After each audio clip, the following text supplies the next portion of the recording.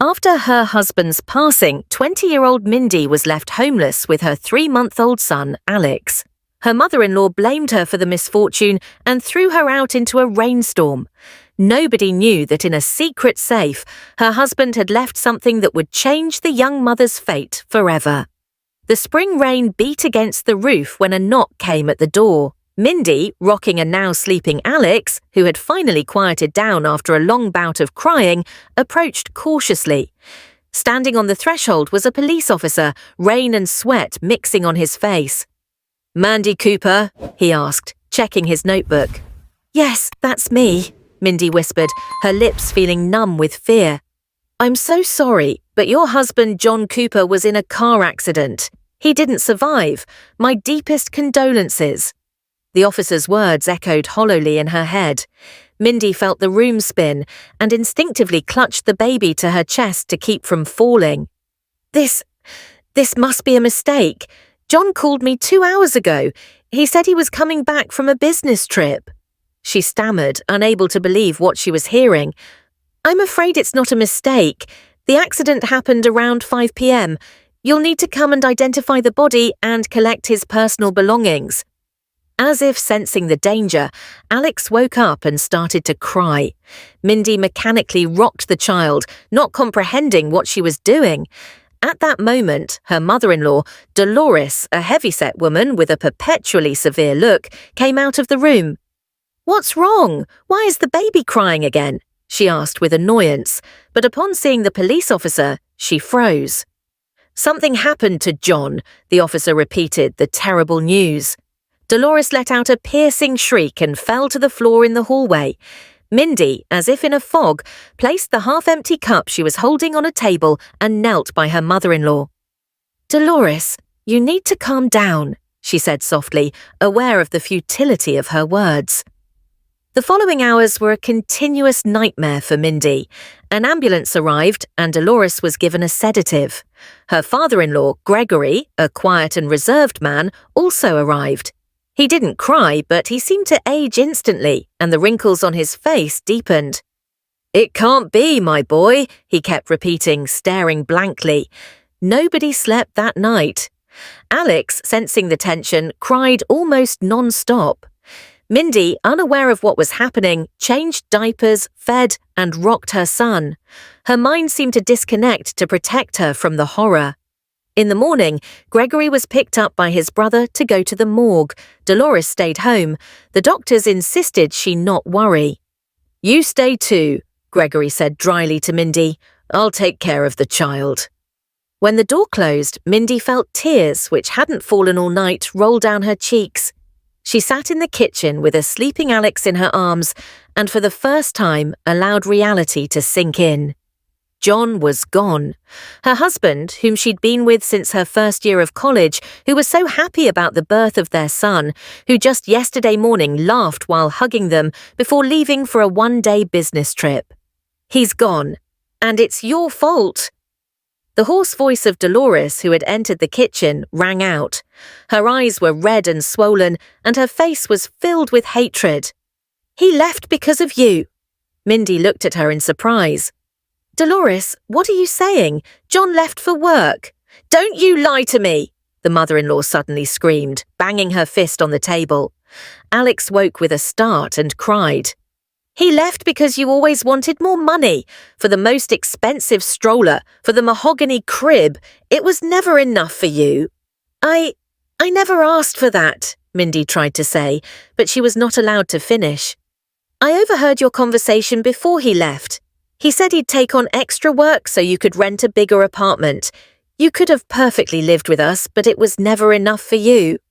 At that moment, something broke inside Mindy. She stood up with a crying Alex still in her arms and looked Dolores in the eye. "Yes, John wanted to rent a bigger apartment, but not because I asked for it, but because he didn't want to live with you anymore. He was tired of your constant criticism, of you meddling in our lives, of your comments about how I raise my son. He wanted us to have our own life." Dolores's face twisted. She got up from her chair, approached Mindy, and whispered in her face. "You're lying. My son would never say that. You turned him against us. You ruined him with your demands." They were face to face when they heard the sound of the front door opening. Gregory returned, even more aged and haggard. He silently entered the living room and sat on a sofa, staring blankly at a spot. "Is it true?" Dolores asked in a low voice. "Is it him?" Her father-in-law nodded without a word and covered his face with his hands. "My God, why?" Dolores whimpered, kneeling beside her husband. They hugged and began to cry. Mindy left the room feeling like an intruder in their grief. She understood that for Dolores and Gregory, the loss of their only son was an incomparable tragedy. But for her, John was also everything. She loved him. They had made plans and dreamed of the future. The funeral was a blur. Mindy stood by the grave with Alex in her arms, unable to believe that on this sunny spring day they were burying her husband. Not a single tear rolled down her cheek. It seemed she had shed them all in the previous days. Dolores remained surprisingly stoic. She accepted condolences from John's colleagues, friends, and distant relatives. Only occasionally did she cast strange glances at Mindy, filled with a certain determination. After the funeral, everyone returned to John's parents' apartment for a memorial lunch. Mindy, exhausted and empty, put Alex down to sleep in their room and went out to greet the guests. She barely ate, mechanically thanked everyone for their condolences, and tried to keep to herself. When the last guest left, Dolores approached her. "I need to talk to you, alone." They went to the kitchen. Outside, the rain had started again, and the drops beat against the window pane, creating a somber melody. "I want you to leave," the mother-in-law said bluntly. "Today." Mindy thought she had misheard. "Pardon me?" "You heard me. I want you to pack your things and leave our house today." "But where will I go?" Mindy asked, bewildered. "I have a 3-month-old baby. I don't have a job. My parents live in another city." "That's not my problem," Dolores cut her off. "You ruined my son with your demands, and I don't want to see you in my house for another minute." "Dolores, you know that's not true. John died in an accident. I have nothing to do with it." "If it weren't for you, he wouldn't have gone on that cursed trip," the mother-in-law screamed. "If it weren't for you, there would be no child. John would be alive. Go away and take that—" She trailed off, but Mindy understood what she meant. "This child?" she asked in a low voice. "Your grandson?" "He's not my grandson," Dolores hissed. "I'm not even sure he's John's. Anyone could have been his father, for all I know." Mindy felt a wave of nausea rise in her throat. "You have no right to say that," she whispered. "Yes, I do. Today I buried my only son, and now I can say whatever I want. Pack your things and go." Just then, Gregory appeared at the kitchen door. "What's going on here?" he asked tiredly. "I told her to leave," Dolores replied. "She has no business here," her father-in-law began to say, but his wife interrupted him. "No buts. Don't you understand? Our boy died because of her and because of that." Again, she didn't finish the sentence. Gregory looked at Mindy in silence. In his eyes, she saw infinite weariness and pain. She understood he wouldn't argue, not now, when their shared grief was still so fresh. "I'll go pack my things," Mindy said softly, and left the kitchen. In the room, woken by the voices, Alex was crying. Mindy picked him up and held him close. Bewildered, she looked around. What should she take? Where would she go? She started to gather the baby's things, diapers, clothes, a bottle. Dolores appeared at the door. "Don't take the stroller or the crib," she said coldly. "We bought them, not you." "What am I supposed to do with Alex? Where will I put him?" Mindy asked, confused. "That's your problem," the mother-in-law snapped. "You have half an hour to pack. After that, I'm calling the police." Mindy knew it was useless to argue. She put the most essential things for the baby in a bag, along with some of her own clothes. She took her wallet with a small amount of money, all she had. To make matters worse, the rain outside intensified, turning into a real downpour. "Can I at least wait for the rain to stop?" she begged. "No," Dolores replied harshly. "Leave right now." Mindy took one last look at the room where she and John had been happy, where their son was born. Then, clutching a crying Alex, she put on her jacket, grabbed the bag, and left the apartment without looking back. The rain fell with a relentless force. In seconds, she was soaked to the bone. Alex, frightened by the rain and the unfamiliar surroundings, cried louder and louder. Mindy tried to cover him with her jacket, but it was little help. "It's going to be okay, little one," she whispered, although she didn't believe her own words. "Everything will be okay. Mum will figure something out." She walked down the street, not knowing where to go. Her phone was left behind at her mother-in-law's. It had been charging in the kitchen, and in her haste, Mindy had forgotten to take it. The money was too little to even rent the cheapest room. Her parents lived in another city. Reaching them without money was impossible. She'd lost touch with her friends after Alex's arrival. And who would she ask for shelter with a baby in her arms? Mindy walked down the street with tears rolling down her cheeks, mixing with the rain. In 1 week, she had lost everything: her beloved husband, a roof over her head, and her trust in the future. All that was left was Alex, that small, warm bundle in her arms. He was the only reason to keep fighting. She kept walking, holding the child, crying, soaked and desperate. The storm grew stronger. Passers-by, rushing to take shelter from the downpour, paid no attention to the young woman with her baby. Suddenly, a taxi pulled up beside her. A middle-aged man with a tired but kind face leaned out the window. "Miss, where are you going in this rain with a child? Get in, I'll give you a ride." Mindy hesitated. "I don't know where to go," she confessed honestly, "and I can't pay." The driver looked at her carefully, then got out of the car with an umbrella and approached her. "My name's Clark. At least get in the car so the child can warm up, then we'll decide what to do." Inside the car, it was warm. Alex calmed down, warming up on his mother's chest. Mindy, still shivering from the cold and stress, briefly told him her story. "Wow," Clark shook at his head. "How could anyone do that with a baby, and in this weather, kicking them out on the street?" He fell into thought. "You know what? There's a cheap hostel here. The owner's a good person. Maybe I can talk to her."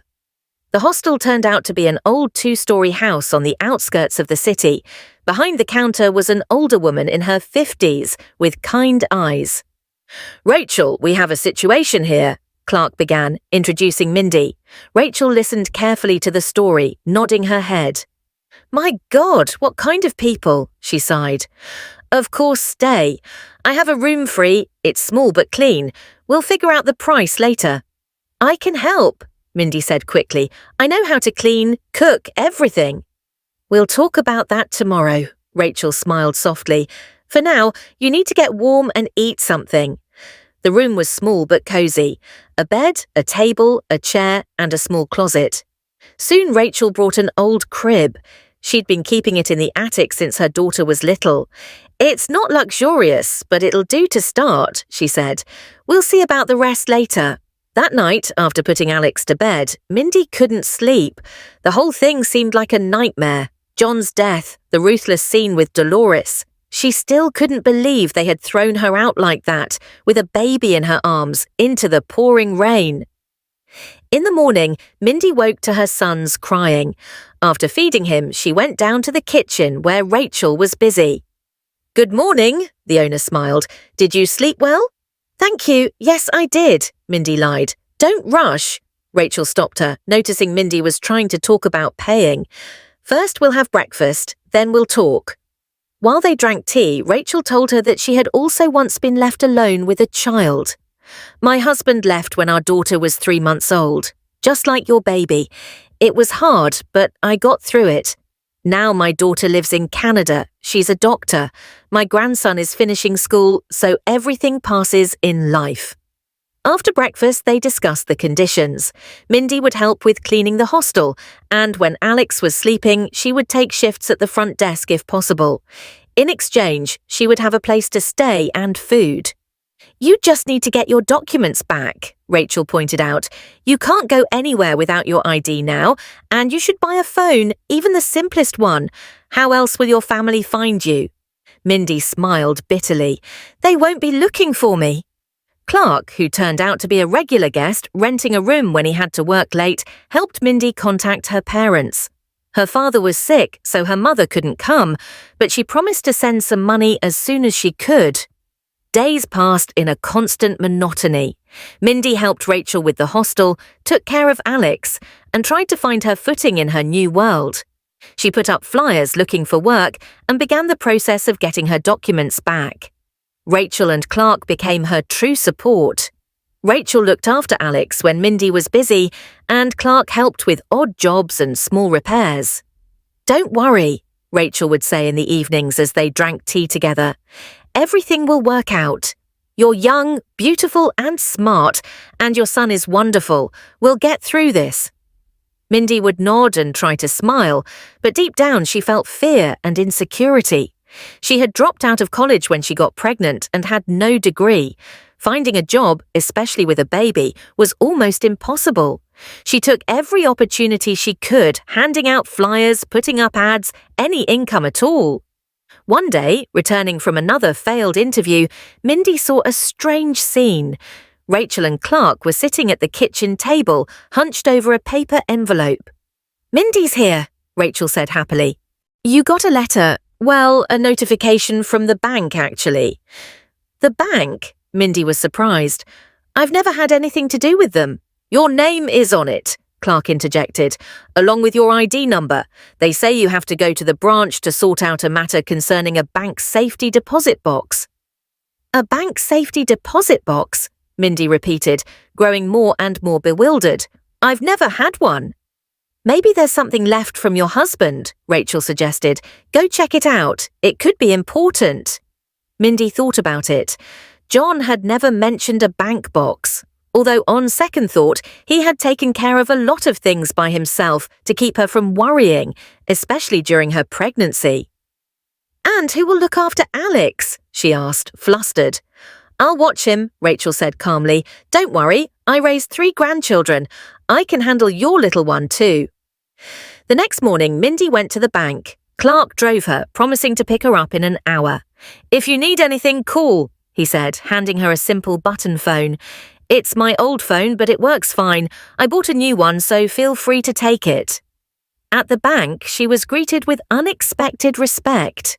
An employee, after checking her documents, invited her into a private office. "You're Mindy Cooper, John Cooper's wife?" she asked. "Yes," Mindy nodded, "but my husband passed away a month ago." The employee offered her condolences and took out a folder of documents. "Your husband rented a safety deposit box with us a year ago," she explained, "and left instructions that in the event of his passing, the contents should be given to you. You'll need to sign some documents." Overwhelmed, Mindy signed all the papers without reading them carefully. The employee escorted her to the vault, where she was handed a bulky package. "You can review the contents in a special room," she said, pointing to a door near the vault. Alone, Mindy opened the package. Inside, she found documents, a sealed envelope, and a small box. With trembling hands, she began to examine the contents. The documents were a life insurance policy for a large sum, with herself and Alex as the beneficiaries, and a property deed for an apartment. Mindy couldn't believe what she was seeing. According to the papers, John had secretly bought an apartment in a new building. All the payments had been made just before Alex was born. All that remained were the formalities to get the keys. In the box were the keys and a USB drive. Mindy opened the sealed envelope and took out a letter written in John's familiar handwriting. Her hands trembled and her eyes filled with tears as she read. "My dearest Mindy," the letter began. John's handwriting, so familiar and close, seemed to come alive before her eyes. "If you are reading this letter, it means the worst has happened. I hope you never have to see these lines, but life is unpredictable.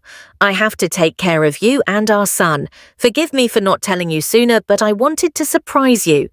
Over the past 2 years, I've been saving money, and I recently bought us an apartment in a new building on Sun Street. The building is already finished. I started the renovations. I wanted to show you everything when it was ready. Now, this is your home and our son's home.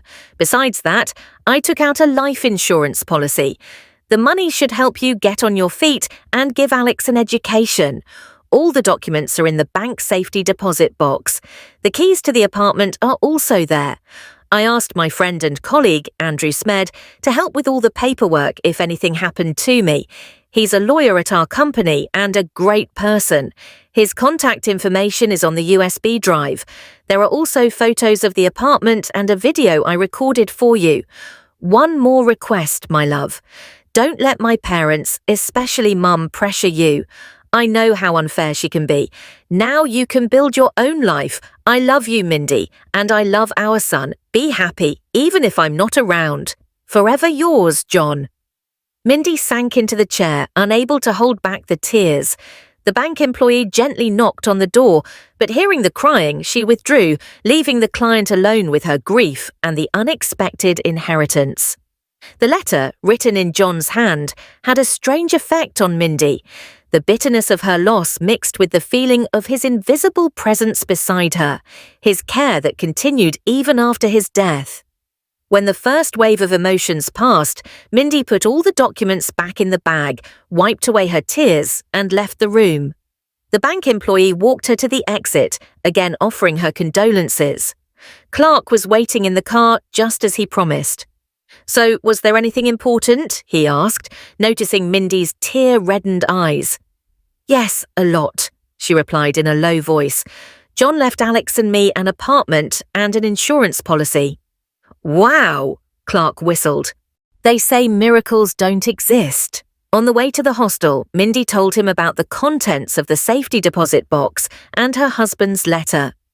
"He was a good man," the taxi driver nodded respectfully. "He took care of his family. Now the main thing is to handle it well and not let anyone cheat you." Upon returning, Mindy found Rachel rocking Alex in her arms. "He just fell asleep, the little rascal," the hostel owner whispered. "He was crying and calling for his mum all morning." "Thank you so much, really," Mindy whispered emotionally, "for everything." Alex woke up and, seeing his mum, began to babble happily. Mindy took her son in her arms, hugged him tight and kissed his head. "Now we have a home, little one," she whispered to him, "our own home." That night, after Alex had fallen asleep, Mindy, Rachel and Clark, who had appeared unexpectedly, held a kind of council. The documents were on the table, and on Rachel's old laptop, they reviewed the contents of the USB drive. "Nice apartment," Rachel nodded, looking at the photos. "A 2-bedroom in a new building is worth a lot of money right now. You were lucky with your husband," Clark commented. "He was a real man," Rachel added, "thinking of his family." Mindy nodded, feeling tears well up again. The USB drive really did contain Andrew's contact information, as well as a folder with videos. Mindy opened it and saw a file titled, "For Mindy and Son." Her hands trembled as she pressed play. On the screen appeared John, so alive, so real, smiling his characteristic, slightly shy smile. Mindy reached out her hand towards the screen, as if trying to touch her husband. "Hello, my dears," John began. "If you're watching this video, it means I'm no longer with you. I hope you never need this message, but I had to be sure." Over the next 10 minutes, John talked about the apartment, the insurance, how to handle the money, and about his friend Andrew, who would help with all the legal matters. At the end of the video, his voice broke. "Mindy, my love, forgive me for not being able to be with you. You know I love you more than anything in the world, and you, son.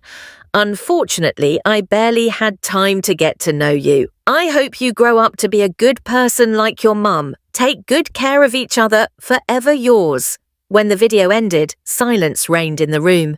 Mindy cried softly. Rachel wiped tears away with the corner of her apron. Clark coughed, hiding his moist eyes. "Well," Clark finally broke the silence, "we have to act. Tomorrow we'll contact this Andrew to find out what to do and how." The next morning, Mindy called the number in the contacts. A man with a deep, confident voice answered. "Mr. Smith speaking." "Hello, this is Mindy Cooper, John Cooper's widow." Her voice broke. There was a pause on the other end of the line. "Mindy, Andrew finally said. "My condolences, Mindy. John was a great guy and a true friend." "Thank you," she replied in a low voice.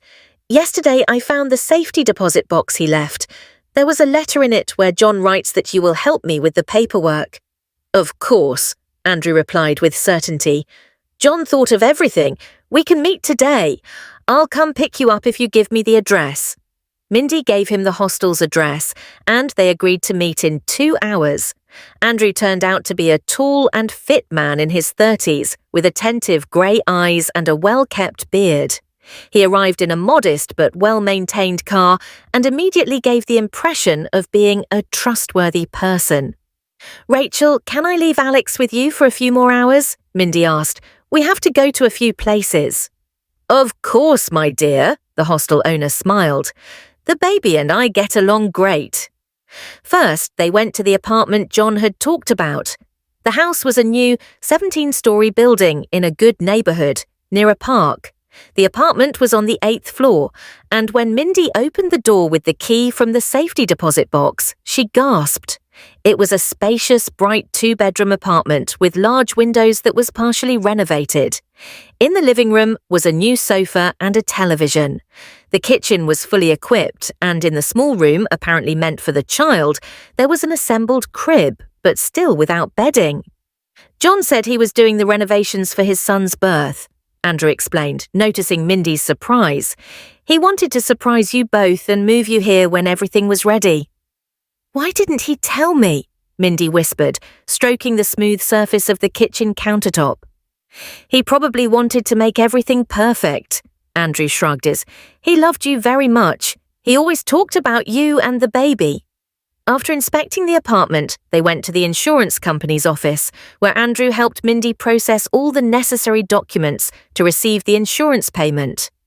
"The money will arrive in your account within 10 business days, the insurance employee explained. "The sum is quite considerable.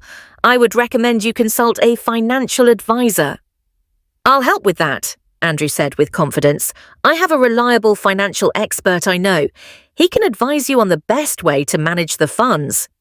After the insurance company, they went to the office where John had worked to process the corresponding compensations and payments, as well as to collect his personal belongings. "It's strange that nobody from his job called," Andrew commented. "Normally the Human Resources Department contacts the family."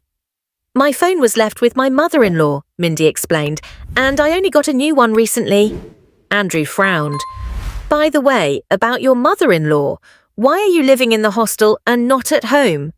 Mindy briefly told him how Dolores had thrown her and the baby out into the rain. "That's outrageous," Andrew exclaimed, "and illegal. She had no right to do that, especially with a child." "I don't want to sue John's parents," Mindy said tiredly. "They lost their son. They're hurting." "That doesn't justify cruelty," Andrew shook his head. "But the decision is yours. In any case, now you have your own apartment and the means to live." By late afternoon, having finished all the paperwork, they returned to the hostel. Andrew insisted on meeting Alex. "John talked so much about his son," he explained. "I have to meet this little guy." Alex, as if sensing the importance of the moment, behaved like a model child. He smiled, babbled, and didn't even fuss when Andrew, a bit awkwardly, held him in his arms. "A real little man," the lawyer smiled as he handed the baby back to Mindy. "He looks like his father." As he said goodbye, Andrew left Mindy his card and promised to help with any questions that arose. "John was my best friend," he said seriously. "I'll do everything I can to help you guys." When the lawyer left, Rachel looked at Mindy meaningfully. "Good man," she commented confidently.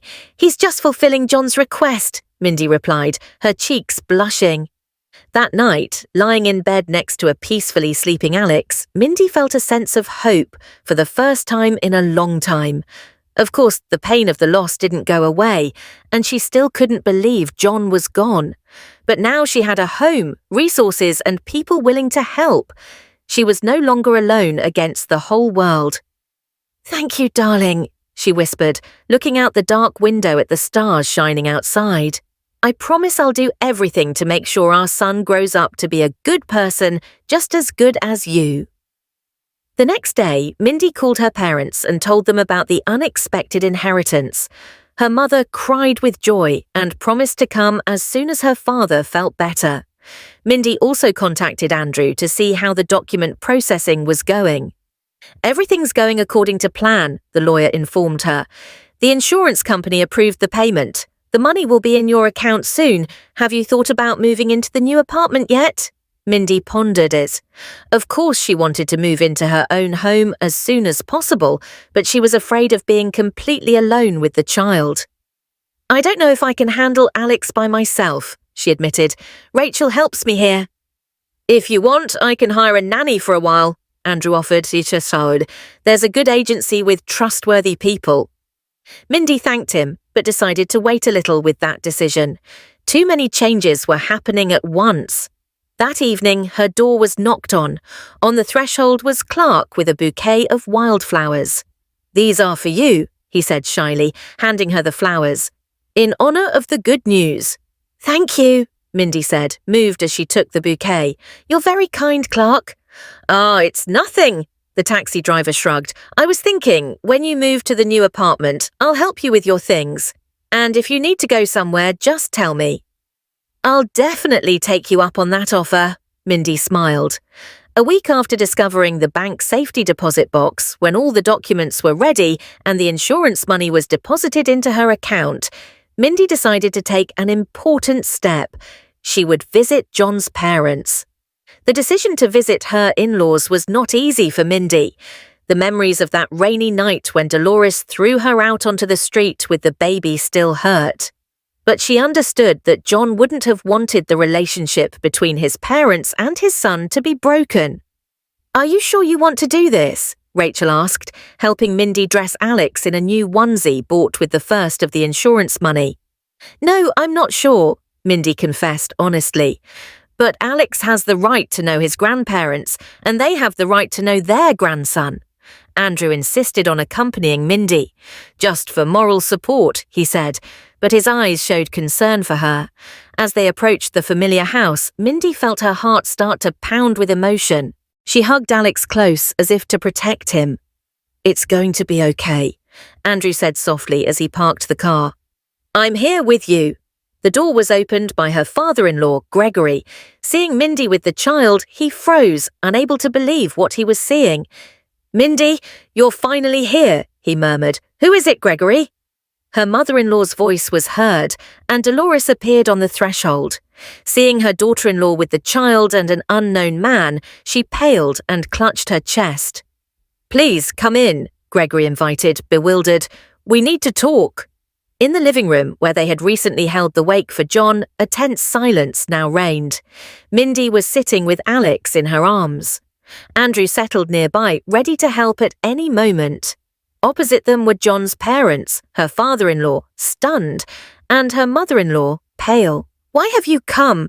Dolores finally broke the silence. "To ask for money?" "No," Mindy replied calmly. "I have money. John took care of us, Alex and me." "What do you mean?" Gregory frowned. Mindy briefly told them about the contents of the safety deposit box, the apartment, and the insurance. With each word, Dolores's face grew gloomier. "I don't believe it," she snapped when Mindy finished. "John would never have done something like that behind our backs." "He did," Andrew interjected, taking a folder with documents out of his briefcase. "And he asked me to help his family. I'm Andrew Smith, John's friend and colleague. Here are all the documents. You can review them." Gregory took the folder and began to examine the papers. His hands were shaking a little.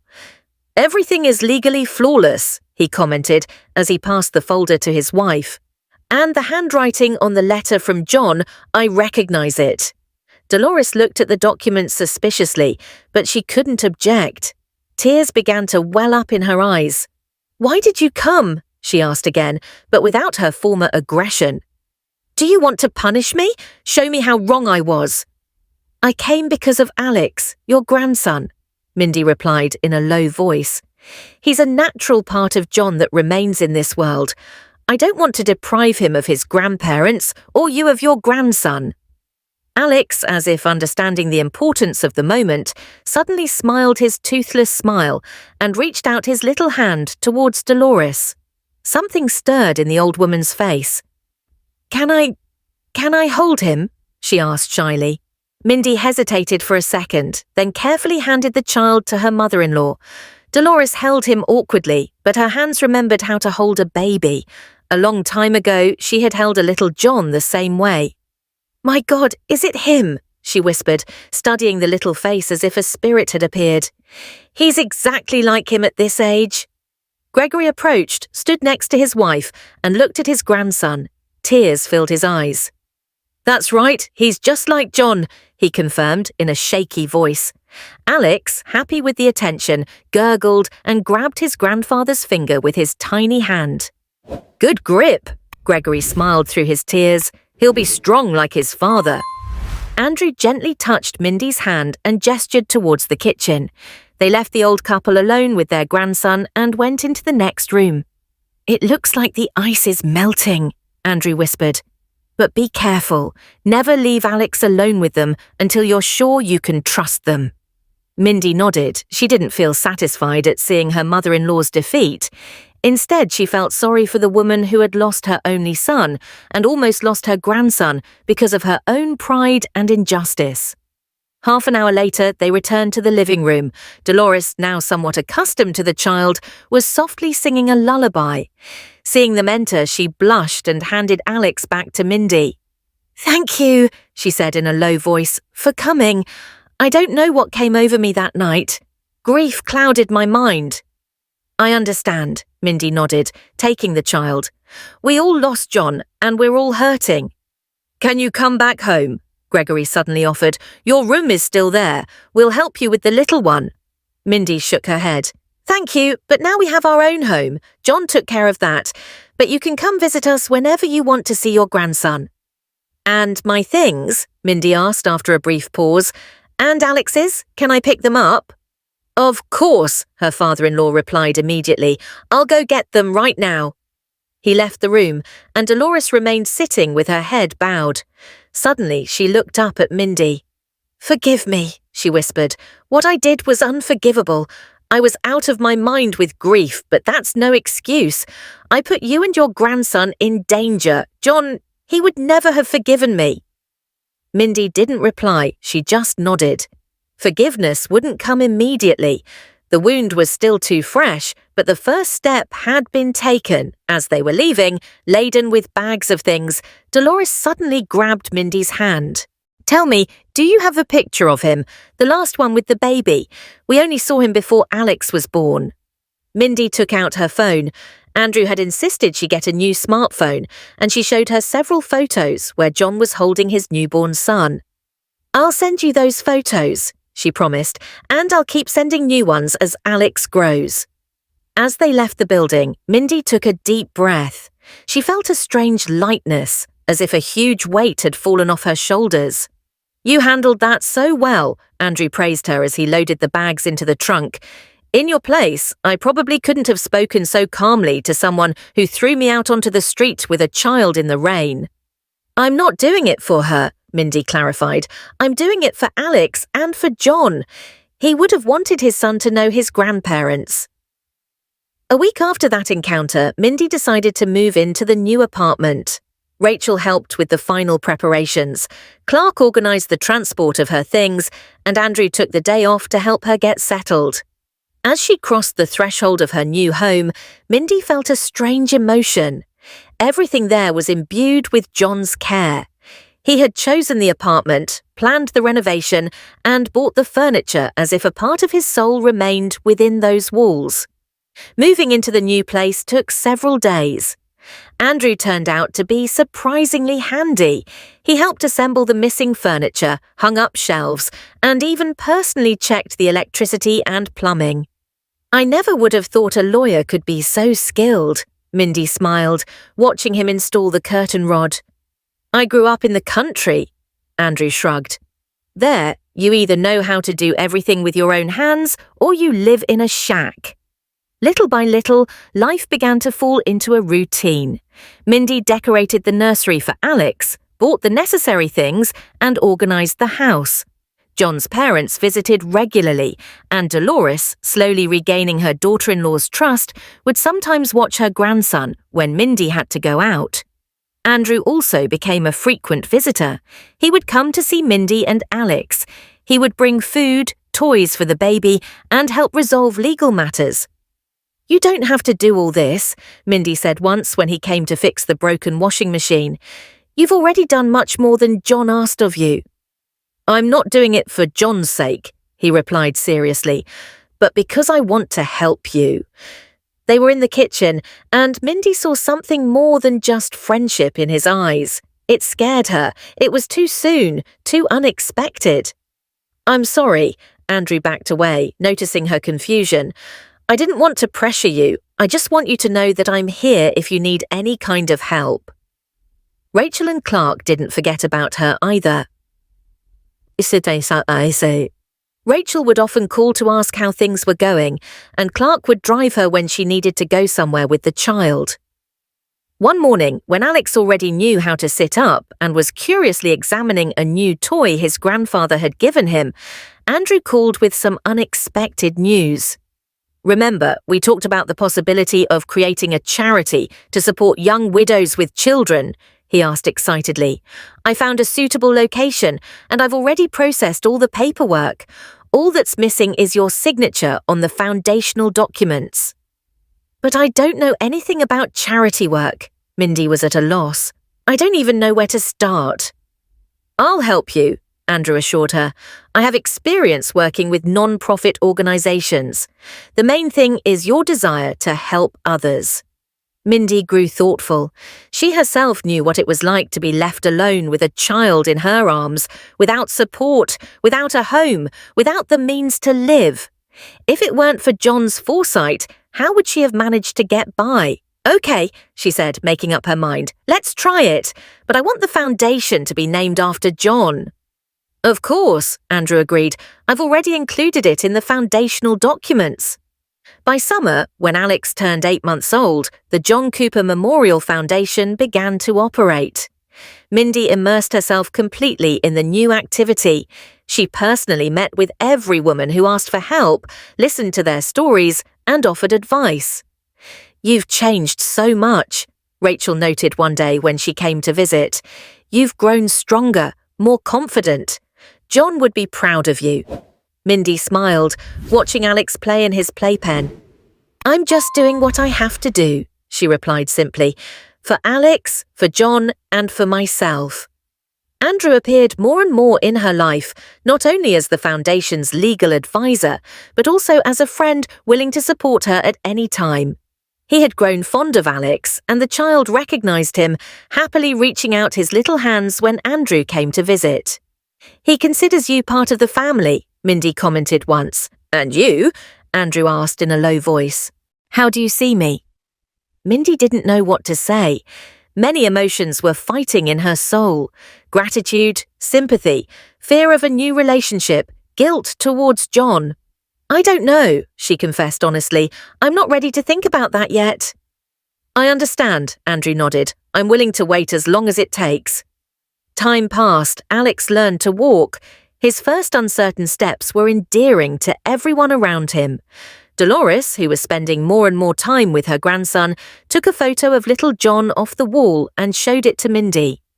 "Look how much he looks like him," she said with affection. "The same eyes, the same stubborn chin.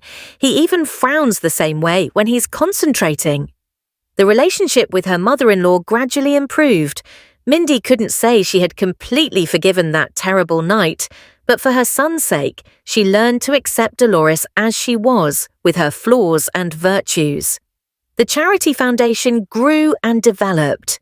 By the end of its first year, they had helped more than 500 families, some with documents, others with jobs, and some with temporary housing.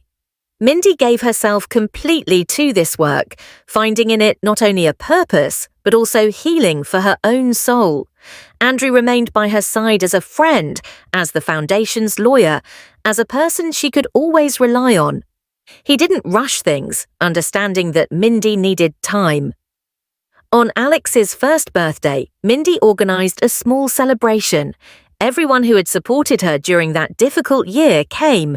Rachel with her husband, Clark with his new girlfriend, John's parents, several colleagues from the foundation, and of course Andrew. Alex, dressed in a cute party suit, was the centre of attention. He was already walking confidently, holding onto furniture, and even trying to say his first words. "Mama," he said, looking at Mindy. "Yes, Mum, sweetheart, Mum's here," she smiled, lifting him into her arms. When it was time to blow out the candle on the cake, everyone gathered around the table. Mindy held Alex in front of the cake, holding him by his armpits. "Make a wish, son," she whispered in his ear. Of course, the 1-year-old didn't understand what was expected of him, but seeing everyone blow out the candle, he puffed out his cheeks and gracefully blew. The candle went out and everyone applauded. After the party, when the guests had left and a tired Alex was sleeping in his crib, Mindy and Andrew were left alone in the kitchen. They tidied up in silence, and in that silence, a special closeness was felt. "I'm proud of you," Andrew suddenly said, looking at Mindy. "You're an amazing woman." Mindy blushed and lowered her gaze. "I'm just doing what I have to." "No, it's not just that," Andrew replied. "Another person in your place might have become bitter, shut themselves off, and you found the strength not only to endure, but to help others." He approached her and carefully took her hand. "Mindy, I know it might be too soon, but I can't keep quiet. You've become someone very important to me." Mindy looked up and met his sincere gaze, which was warm and full of hope. "I'm not asking for anything," Andrew continued. "I just want you to know that I'm here and I'll be here as long as you need me." She didn't pull her hand away. Something inside her, frozen and knotted up after John's death, began to melt with the warmth of new hope. "I don't know what to say, T," she confessed honestly. "I don't think I'm ready yet." "I understand," Andrew nodded. "There's no rush. Just remember that the doors to my heart are always open for you and for Alex." From that night on, something changed in their relationship. Nothing was said explicitly, but they grew closer. Andrew came more often, sometimes staying for dinner, playing with Alex. The child had clearly grown fond of him, always happy to see him, and reaching out his little hands to be held. One day, while they were walking in the park, Alex, holding onto the adult's hands on both sides, suddenly looked at Andrew and clearly said, "Dada." Mindy froze, afraid to look at Andrew. He crouched down in front of the child and said seriously, "No, little one, I'm not your dad. Your dad is a wonderful person who is no longer with us, but I would really like to be your friend. Can I?" Alex, of course, didn't understand a word, but he smiled and reached out his little hands towards Andrew's face. "I'll tell him about his father when he's older," Mindy said in a low voice, "so he knows what kind of man John was." "Of course," Andrew agreed. "That's the right thing to do." That same night, after putting Alex to bed, Mindy took out a photo album of John. They sat together on the sofa in the living room, and she showed him the pictures, telling stories of their life together. "This was our first camping trip," Mindy smiled, showing a photo where she and John, very young, were standing next to a tent. John didn't even know how to set up the tent. "We got soaked in the rain while we were fighting with those cursed poles. And here's our wedding, a simple one, almost no guests. John's parents were against it. They thought we were too young." Photo after photo, story after story, like pieces of a mosaic that formed the portrait of a man who was no longer there, but whose memory would always live on. "Thank you for sharing this with me," Andrew said softly as he closed the album. "He really was a special person." "Yes," Mindy nodded, wiping away a tear. "But you know what I've learned this year? Life goes on. As cliché as that sounds, it really does go on, and we have to keep living. For Alex, for me, and for John, who would have wanted us to be happy." Andrew gently put his arm around her shoulders, and Mindy didn't pull away. For the first time in a long time, she felt she could allow herself to be weak, that she could share her pain with someone else who understood and supported her. That night, Andrew left late. They talked a lot about the past, the present, and the future. And although nothing was decided, Mindy felt she had taken an important step forward. Summer gave way to autumn, and autumn to winter. New Year's was approaching. The first one Alex would celebrate consciously, understanding the meaning of the celebration. Mindy decided to organize a real family party, inviting everyone who had become important to her during that difficult year. She asked Andrew to help her choose and set up the Christmas tree. He arrived on a Saturday morning with a huge, leafy pine tree that barely fit in the elevator. "Where did you find such a beauty?" Mindy asked in awe, looking at the tree. "I have my secrets," Andrew winked as he placed the tree in the special stand. They spent the whole day decorating the tree, hanging garlands and preparing snacks. Alex got in between their legs, trying to help, though he was more in the way than not, but no one got angry. His genuine childish enthusiasm for the twinkling lights and shiny ornaments filled the house with a special warmth. That night, when everything was ready and a tired Alex was already asleep, Mindy and Andrew sat on the sofa, admiring the result of their work. "It looks beautiful," Mindy said. "Thank you for the help." "Any time," Andrew smiled. "You know, it's been a long time since I felt so at home. Since my parents moved to another city, New Year's for me was just another day off." Mindy looked at him with interest. "Why do you never talk about yourself, about your family, about your past?" Andrew shrugged. "I didn't want to burden you with my stories. You already had enough on your mind."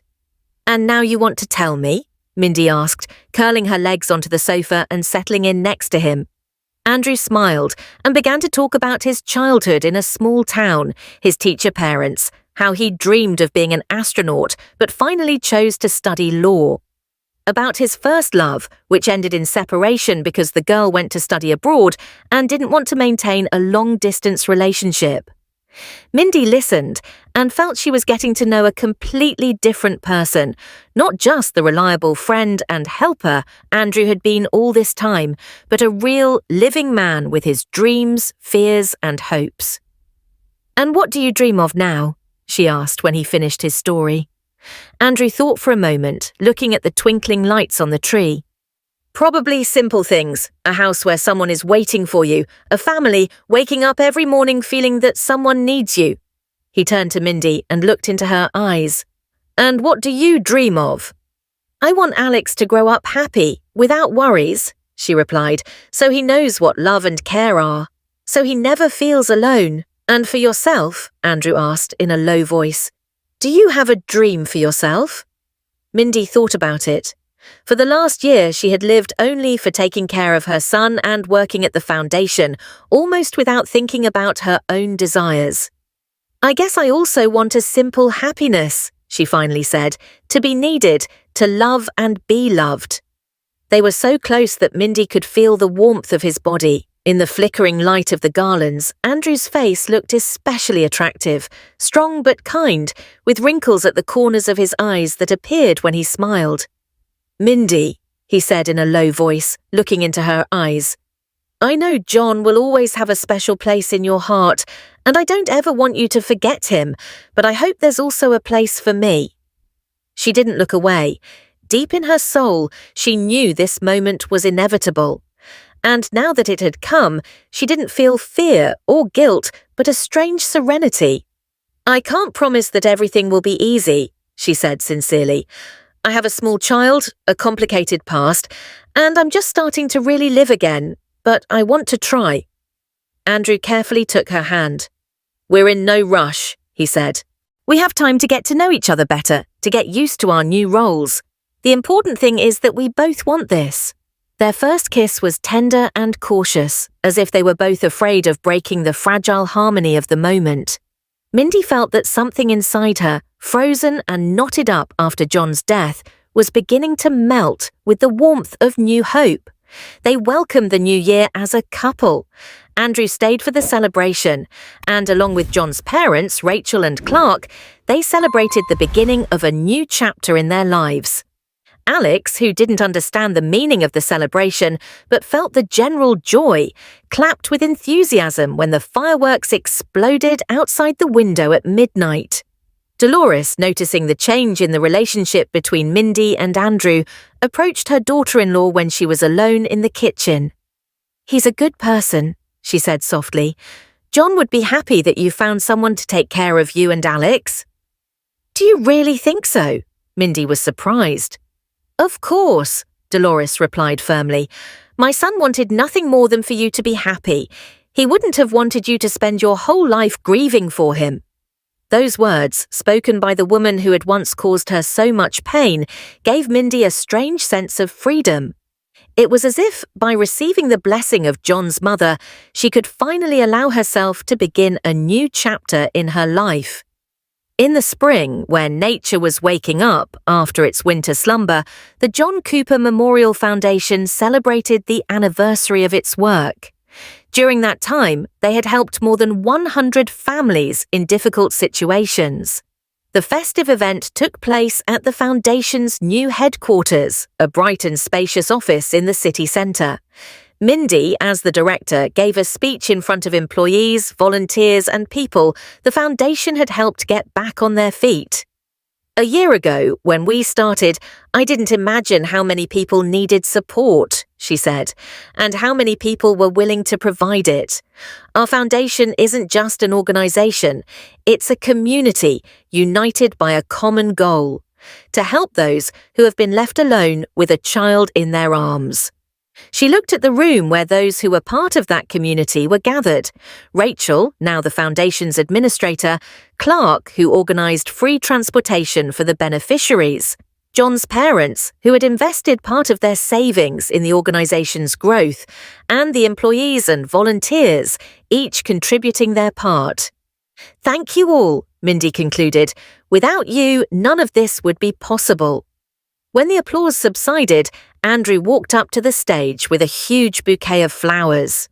"Mindy," he said as he handed her the bouquet, "you're a wonderful woman. You've turned your grief into a strength to help others. I'm proud to know you." He knelt down on the stage, and the room went silent. A small velvet box appeared in his hands.